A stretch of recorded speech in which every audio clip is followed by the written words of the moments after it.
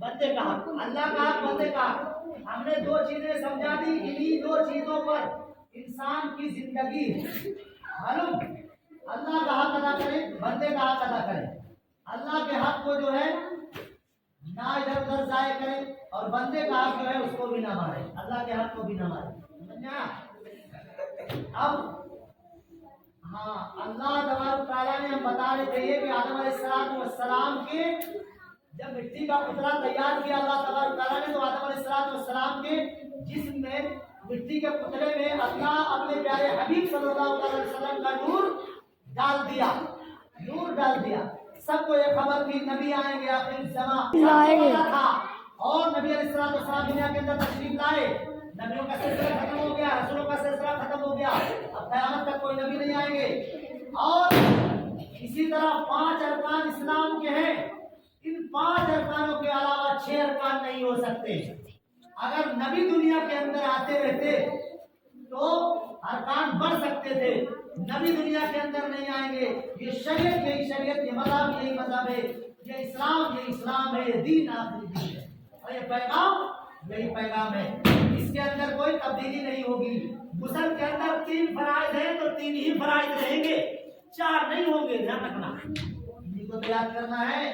وہی تو تم کو ہم بتا رہے نا، قرآن کے اندر 30 پارے ہیں، 30 پاروں کو ہی یاد کرنا ہے تم کو، اچھی طریقے سے، اچھے پیمانے سے، اور بڑھیا اچھے الفاظ سے، اچھی آواز سے پڑھنا ہے۔ اس کے بعد ایسا تو ہے نہیں کہ تم 30 پارے اچھے سے پڑھنے سیکھ لو، پھر 10 پارے اور دیے جائیں، کہا جو 10 اور پڑھو، تو ارے 10 جو لائے جائیں گے وہ ہے تو اسی 30 پارے میں سے، کہیں 40 تھوڑی نہ ہے، یہ تو بتایا جا رہا۔ سمجھ میں آیا؟ میں بات کرتا ہوں یہاں، لیکن نظر ہر کہیں ہے۔ جو بات کر رہے ہیں ان کو ابھی انشاءاللہ انعام دیں گے، ٹھیک ہے؟ جو باتیں کر رہے ہیں ان سے گزارش ہے کہ اپنی باتوں کو لگام دیں، ہے نا، اپنی باتوں کو لگام دیں، ورنہ اتنا ماریں گے کہ امی سے کہیں گے امی ذرا لگام دیں۔ سمجھ میں آیا؟ اس لیے شانت بیٹھی رہے۔ قیامت آئے گی کب؟ جب دنیا کے اندر اللہ اللہ کہنے والا جب تک باقی رہے گا، جب تک قیامت نہیں آئے گی، اور جب اللہ اللہ کہنے والا دنیا کے اندر باقی نہیں رہے گا تو قیامت آ جائے گی۔ اللہ اللہ کہنے والا کہاں سے پیدا ہوگا؟ اسکولوں سے، کالجوں سے، یونیورسٹیوں سے؟ بتاؤ کہاں سے پیدا ہوگا؟ کھیت سے، کھلیان سے، دکان سے، مکان سے، تالاب سے؟ کہاں سے پیدا ہوگا؟ اللہ اللہ کہنے والا اگر بن کر کے تیار ہوگا تو انہی مدرسوں سے تیار ہوگا۔ اللہ اللہ کہنے والا اگر بن کر کے تیار ہوگا تو یہی علماء سے تیار ہوگا، قرآن و حدیث سے تیار ہوگا، مسجدوں سے تیار ہوگا، اور مکتبوں سے تیار ہوگا۔ مزید جو ہے جماعت کی لائن میں تبلیغی جماعت کا ایک دوسرے کو جو ہے بلغوا عنی ولو آیا، دین کی بات لوگوں تک پہنچانا، چاہے مدرسے کے ذریعے سے ہو، چاہے مسجد کے ذریعے سے ہو، چاہے مکتب کے ذریعے سے ہو، چاہے تبلیغ کے ذریعے سے ہو۔ تبلیغ کا مطلب ہی ہے کہ ایک بات، دین کی بات لوگوں تک پہنچائی جائے، تبلیغ کی جائے کہ ہمارا دین کیا ہے، ہمارا مذہب کیا ہے، ہمارا اسلام کیا ہے، ہم کو کیا سکھاتا ہے، ہم انسان ہیں کہ جانور ہیں، ہمیں تہذیب ہے کہ نہیں ہے، بالکل ننگے ہیں، بڑھانا ہے، یہ سب سکھاتا ہے تبلیغ۔ اور یہ سب ملتا کہاں سے؟ تبلیغ کوئی ایسی چڑیا کا نام نہیں ہے، تبلیغ اسی قرآن حدیث سے ہے، چاہے وہ مدرسے میں تبلیغ ہو، سمجھ میں آیا، مدرسے کے ذریعے سے ہو، تبلیغ اسی قرآن و حدیث سے۔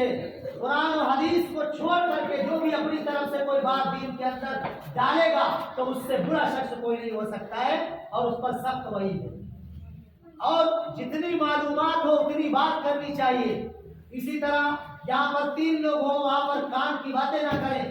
اسی طرح جہاں پر اللہ اور اللہ کے رسول صلی اللہ علیہ وسلم کی باتیں ہو رہی ہوں وہاں پر ادب سے بیٹھیں۔ جہاں اسی طرح مسجد کے اندر جمعے کی نماز سے قبل جو خطبہ ہوتا ہے، جو تقریر ہوتی ہے، نماز اذان ہوتے ہی ان کی بچی کون سی ہے، لے جاؤ، چلو بھیج دو اس کو، دوپہر بھائی کی بیٹی ہے یہاں، بھیجو اس کو، ذرا بھیج دو۔ دین کو اس نے چھوڑ دیا، چاہے کتنی بھی دولت کما لے دنیا کے اندر وہ کامیاب نہیں ہو سکتا ہے۔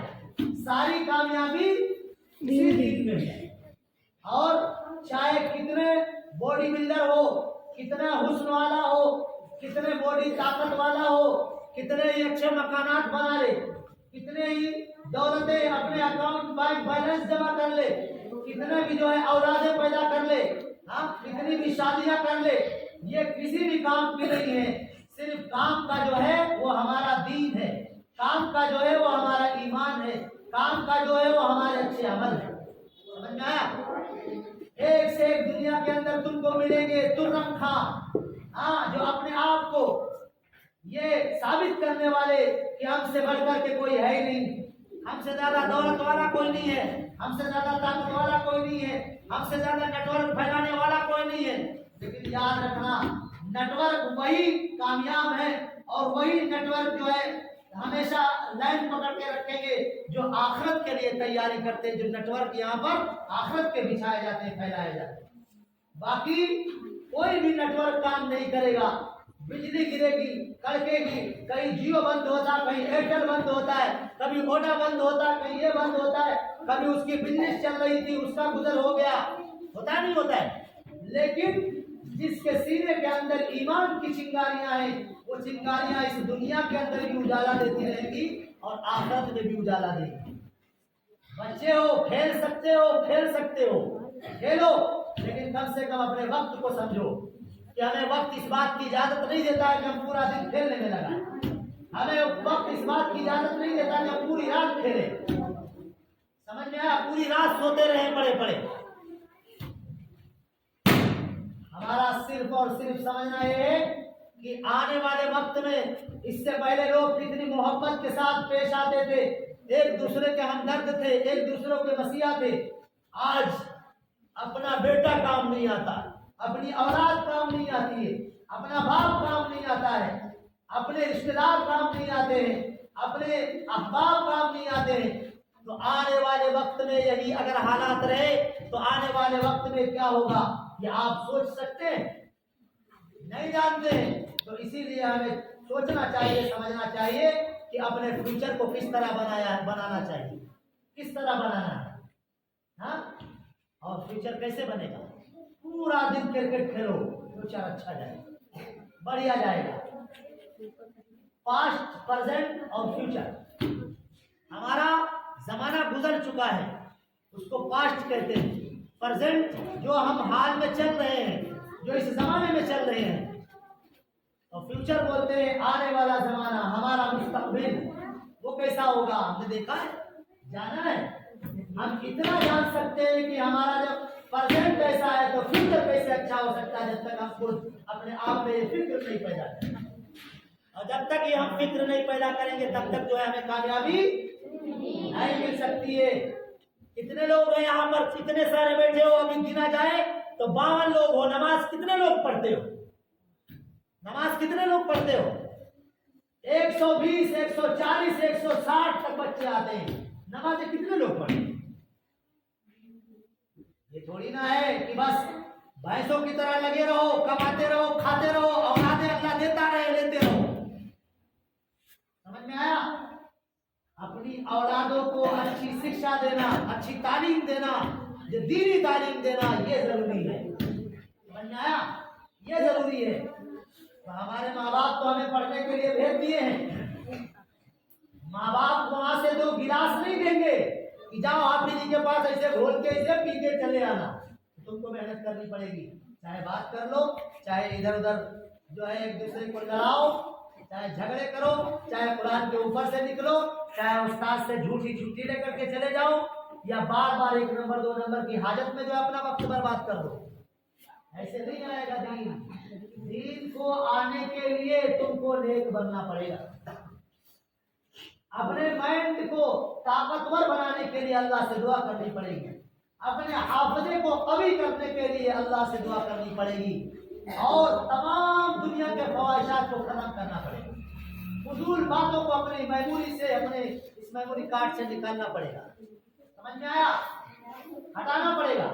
अल्लाह से दुआ करनी पड़ेगी, तहज्जुद पढ़ना पड़ेगा, कुरान का अदब एहतराम करना पड़ेगा, माँ बाप की खिदमत करनी पड़ेगी और हर छोटे बड़े का अदब एहतराम करना पड़ेगा। समझ में आया? और खूब पाक साफ रहना पड़ेगा। और यकीनन हर इंसान, कोई भी शख्स कितनी बड़ी कितनी ही दौलत उसके पास ना हो, कोई सोने की रोटी नहीं खा सकता है। सोने की रोटी कोई खा सकता है? नहीं खा सकता। अल्लाह ने मशीन बनाई है, अल्लाह ने मशीन बनाई है, और इस मशीन के अंदर वही गिजा जाएगी जो अल्लाह तबारक तआला ने हर किसी के लिए बराबर गिजा बनाई। समझ में आया? हम अमीर हैं तो क्या हुआ, सोने की रोटी नहीं खा सकते, हाँ? दाल के अंदर हीरे जवाहरात नहीं हम बिखेर सकते। समझ में आया? अपनी दाल के अंदर जो छौंक लगाते हैं मिर्चे की जगह पर जो है हम मोतियों से दाल को नहीं छौंक सकते, कितनी दौलत हो।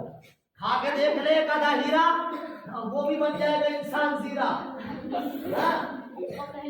है नहीं ऐसा? ये अल्लाह ने मशीन बनाई है। जरा सोचो तो सही कि हम लुकमा जो अंदर डालते हैं, एक नली है, उस नली से कैसे पार होता है, किस तरह जाता है, सांसें भी चलती हैं, सांसों को रोक करके अल्लाह तबारक तआला वो गिजा पहुंचाते हैं, वो गिजा जिस्म के अंदर पहुंचती है, और पहुंचने के बाद ये आंखें यहाँ पर है, और ये अंगूठे का नाखून यहाँ पर है, ये जो है उंगली का नाखून यहाँ पर है, और यकीनन दिमाग यहाँ पर है, और जबान यहाँ पर है। जिस्म के कोई भी आज़ा ले लो, वहां पर खून कहाँ से पहुंचता है, वहां पर खून कहाँ से पहुंचता है, उसकी भी तो अपनी गिजा है, उसकी गिजा कहाँ से मिलती है? ये अल्लाह तबारक तआला ने इस मशीन का सिस्टम बना रखा है। कौन है रब का एहसान चुकाने वाला? कोई है? मैं करा, कोई नहीं चुका सकता अल्लाह का एहसान।